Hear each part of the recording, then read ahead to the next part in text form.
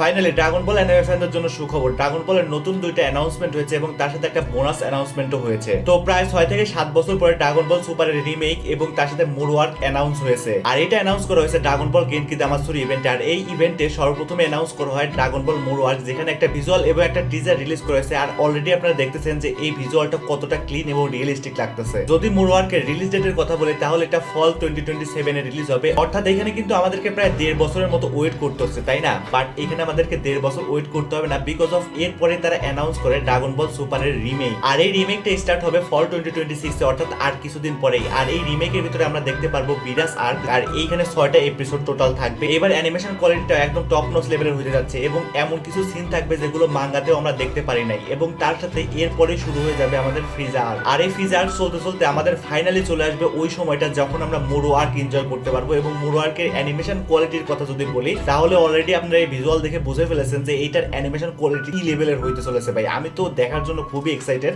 এখন আপনাদের অবস্থা কি এই মোরো আর্ক নিয়ে, সেটা কমেন্ট সেকশনে অবশ্যই জানাবেন।